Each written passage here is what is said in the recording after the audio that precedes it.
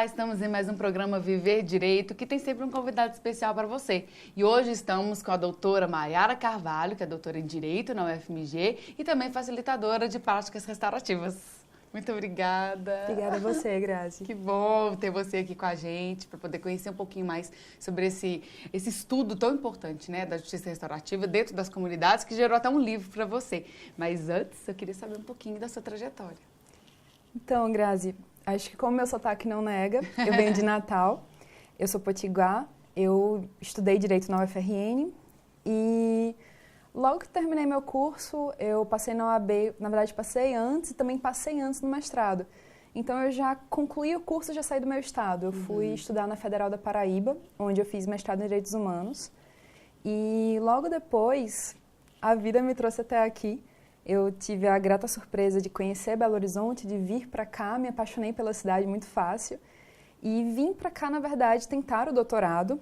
Na época eu pensava em fazer doutorado na PUC, mas saiu antes o edital da UFMG, eu fiz a seleção e passei. Então acabei ficando por aqui. E é engraçado porque Minas foi uma questão de amor comigo, porque a minha ideia era ficar... Quem te conhece não esquece jamais, sem querer te interromper, mas já te interrompeu. Foi mais ou menos isso mesmo, porque eu vim para cá pensando em ficar 1 ano em Minas Gerais, fazer as disciplinas de doutorado, voltar ao Rio Grande do Norte e tocar minha vida lá.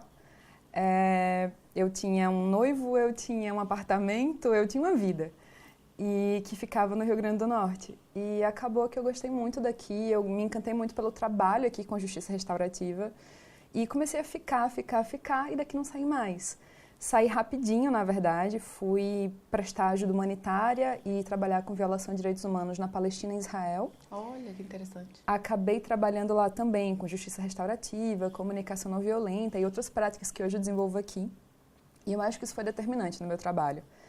Porque eu acabei indo lá no curso do doutorado, eu passei numa seleção, fui por um parceiro da ONU, junto, também financiado pela ONU, o Conselho Mundial de Igrejas, e atuava lá na época, e quando eu via práticas restaurativas e comunicação não violenta sendo usadas mesmo numa situação de extrema violência, de guerra, de evicção forçada, com tantos problemas, eu pensava...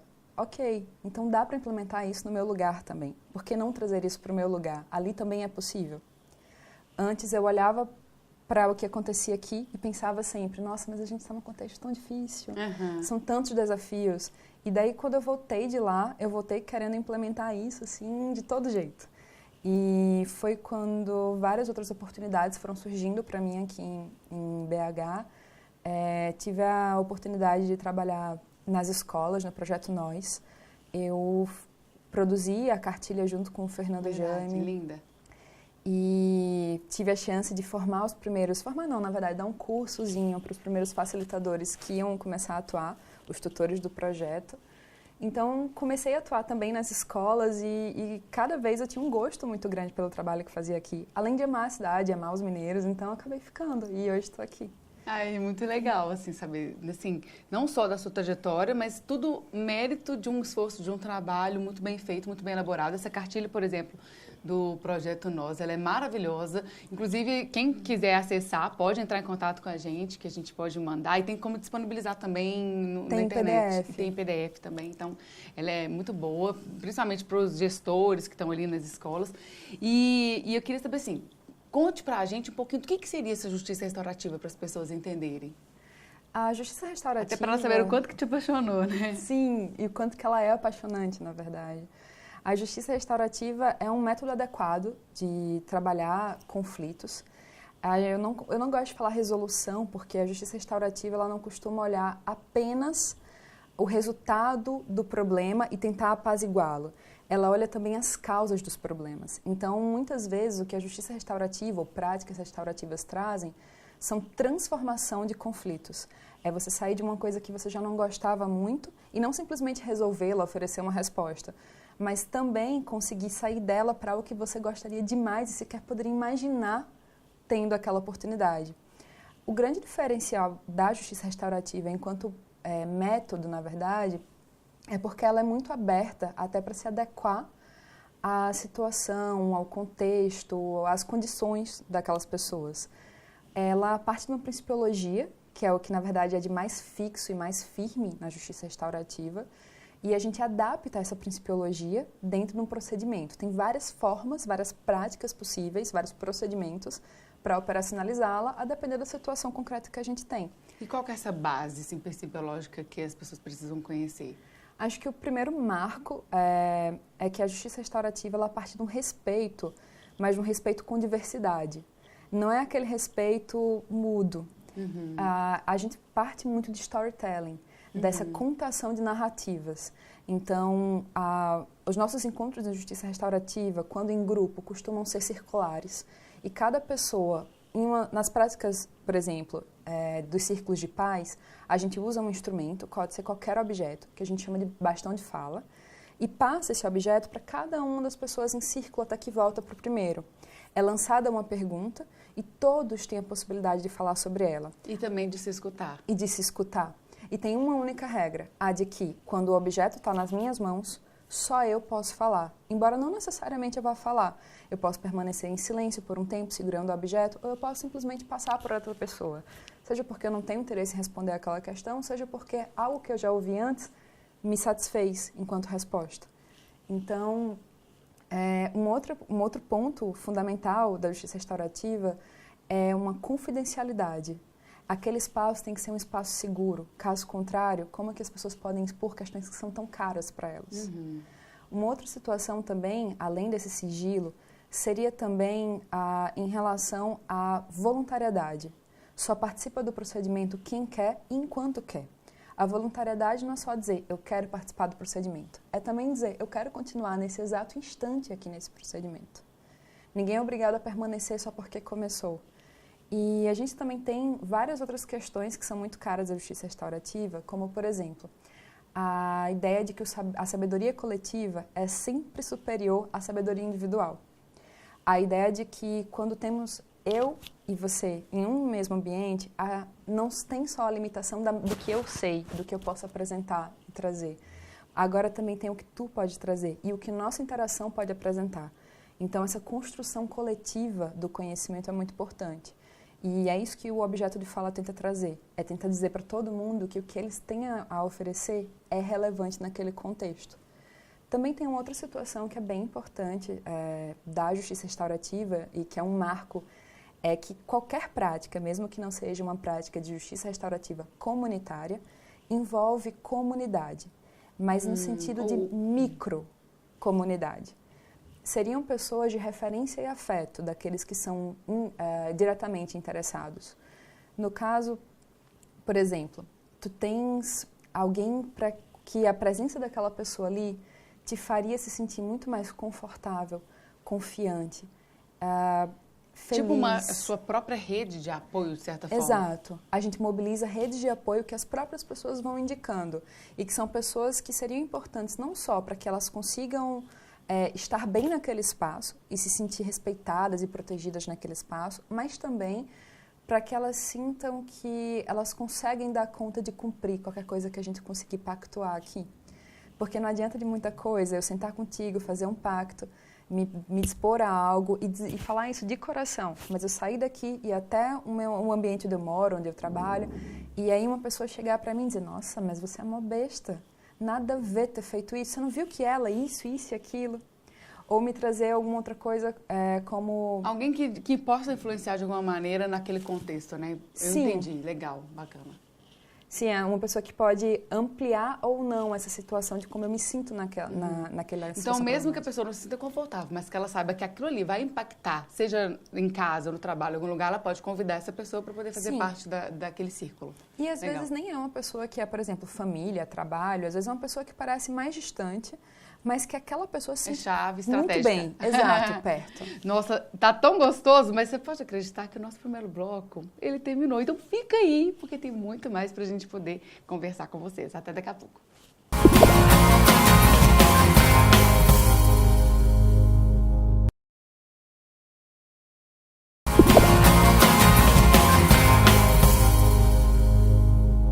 Estamos de volta no programa Viver Direito, que tem sempre um convidado especial, e dessa vez com a doutora Mayara Carvalho, falando sobre justiça restaurativa comunitária. Maiara, a gente falou no primeiro bloco sobre essa questão do que é a justiça restaurativa, o meio que ela está e tudo mais. E eu gostaria de saber uma coisa, que eu fiquei assim, com dúvida até para entrar nesse contexto do nosso assunto. Com relação à comunidade, você falou assim que a justiça restaurativa tem a microcomunidade, tem sempre um contexto de comunidade envolvido e tem o âmbito comunitário. O que seria comunidade, o conceito de comunidade para a justiça restaurativa, por exemplo? A justiça restaurativa, ela trabalha a comunidade como associação humana de pertencimento e significado. Quando eu falo pertencimento, acho que a conexão dá para entender melhor, mas significado eu acho importante destrinchar um pouquinho. É significado tanto no sentido de eu ser significante naquele espaço, de eu me sentir significante naquele espaço, como também no sentido daquele espaço fazer sentido em mim, ele ser significativo para mim. Então tem esse misto. E daí a gente pode ver como comunidade, família, escola, trabalho, muitas vezes lugar de moradia, embora não necessariamente esses lugares vão desempenhar esse vínculo comunitário em nós. Mas quando a justiça é restaurativa e comunitária ao mesmo tempo, ela tem um plus. Além desse vínculo comunitário, dessa base, a gente tem também a ideia de que essa justiça ela acontece na comunidade, para a comunidade e pela comunidade. Então, ela tem além de toda a principiologia, toda a metodologia própria da justiça restaurativa, ela tem esse plus.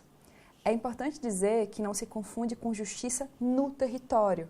Não seria o caso, por exemplo, de uma justiça que um PCC, por exemplo, fizesse. Porque não é simplesmente o fato de acontecer... É o conceito de justiça, né? Isso. Vai além. Vai além. E essa justiça ela tem toda aquela principiologia de inclusão, de responsabilidade ativa, de envolvimento dos agentes, de contação de histórias, de respeito, de sigilo, dessas comunidades, microcomunidades afetadas, mas também esse outro novo contexto. De uma justiça na, para e pela comunidade. E nessa ideia, na verdade, é uma ideia muito de presente, no seguinte sentido. Quando a gente faz um falso radicalismo de que o mundo só vai ser bom quando acontecer, por exemplo, uma revolução, quando o candidato X assumir, quando tal coisa acontecer, a gente coloca para depois algo que a gente pode começar a fazer hoje e não se engaja.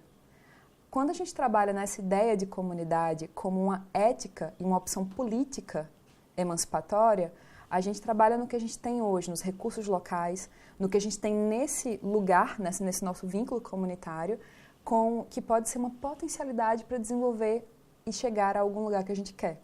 E aí eu tenho uma questão também. Qual que é o contexto, então, para se aplicar a justiça restaurativa? Quando que ela cabe? Quando que cabe justiça restaurativa? Em que contexto? Qual que é o propósito específico? Sempre que houver algum interessado. Ela não precisa nem de conflito, propriamente dito. E aquela questão de dano, tem o dano, tem a responsabilização, sim, muitas vezes vítima, agressor. Sim. Esse é o lugar que a gente costuma pensar, porque foi aí onde ela começou a ser materializada quando estudiosos começaram a se debruçar sobre ela. Porque a justiça restaurativa ela tem uma base ancestral. Mas na década de 70 do século passado, estudiosos passaram a sistematizá-la. E foi quando o mundo ocidental começou a conhecê-la mais. E veio muito essa ideia dela atuando ou em crime ou em ato infracional, que seria o análogo a crime, mas cometido por um adolescente. E aqui no Brasil ela foi implementada de princípio muito nesse lugar, trabalhando vítima, ofensor ou, melhor dizendo, a pessoa que cometeu um ato, as pessoas que sofreram com aquele ato. Mas ela não se limita. Não se limita a isso.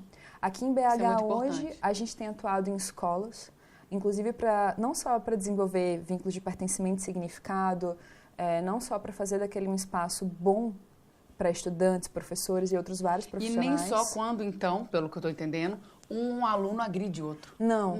Muitas vezes, inclusive, antes disso acontecer ou quando isso sequer acontecerá, para criar naquele espaço um vínculo bom, um lugar onde as pessoas se sintam pertencidas e significantes.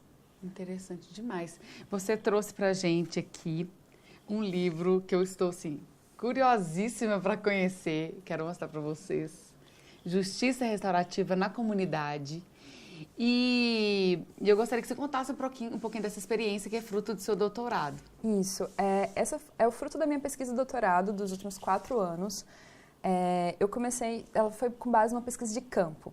Eu fiz campo em Contagem, na verdade um pedacinho também aqui em BH, na região do Nacional, onde a ONU, entre 2010 e 2013, havia implementado um programa de justiça comunitária com práticas restaurativas. Então, eu sabendo disso e sabendo que ele tinha encerrado, eu queria saber o que ficou desse programa, como ficou, como aquilo impactava hoje na vida daquelas pessoas. E eu comecei a fazer não só análise de documentos, mas entrevista para as pessoas que participaram diretamente daquilo. Seja os usuários, seja as pessoas que participaram da comunidade, lideranças comunitárias, consultores da ONU, servidores do município, várias pessoas de diversos lugares que estavam envolvidas com aquilo. E isso me trouxe uma riqueza de detalhe, de informação que uma pesquisa teórica não traria para mim. E então eu resolvi fazer tanto esse livro quanto a tese. Cada partezinha de cada um deles é baseado na experiência específica que aconteceu em Contagem. Eu vou relacionando a prática e aí assim eu desenvolvo a teoria. Mais uma prática, desenvolvo a teoria. Então todos os itens, toda a divisãozinha de tópicos da tese tem prática e justamente por isso eu fiz muita questão de não falar com juridiquês. Eu falar fiz muita para as pessoas se sentirem significantes. Exato. Eu ficava e pensando... fazer com que tenha sentido para todos. Justo. E eu pensava que não fazia sentido que eu entrevistasse pessoas e elas depois não pudessem ler e entender o que eu falei sobre elas. E eu jamais queria isso. Então, para não ser uma pessoa arrogante e desrespeitosa, eu resolvi mudar um pouco a minha linguagem. Então, ele é um livro jurídico, mas numa linguagem bem diferente da que a gente costuma trabalhar no direito. Que legal. Nós vamos aproveitar a oportunidade de convidar vocês. Eu vou deixar para que você faça esse convite, mas dizer que nós estamos numa fase de pré-lançamento, então que tem como você, inclusive, já até adquirir esse livro. Conta para a gente um pouquinho, conta para as pessoas ali. Bem, eu convido vocês para terem interesse no livro, dialogar, falar a respeito desse tema. Eu vou estar no Café com Letras da Savassi, no dia 23 de abril, das 19 às 21, lançando o livro. E quem quiser também pode adquirir pela Amazon, está disponível em pré-venda no livro físico e também a venda do e-book, para quem usa o Kindle. É isso, agradeço muito desde já o interesse, agradeço muito, Grazi, o convite e o interesse também no que eu tenho a dizer. Nossa, e assim, é algo que é muito importante para as pessoas, a proposta do nosso programa é essa, de direito, cidadania, inclusão. Então, nada melhor do que unir todos esses temas, inclusive juntando a sua inclinação para os direitos humanos, né, e também nesse contexto da justiça restaurativa. Então, eu queria te agradecer também pela oportunidade de tê-la aqui conosco. E se vocês tiverem alguma dúvida, quiserem perguntar, quiserem o contato da Maiara, nós vamos deixar ele aqui à disposição para vocês nas nossas legendas, tá bom? Então, fique com a gente. Até a próxima.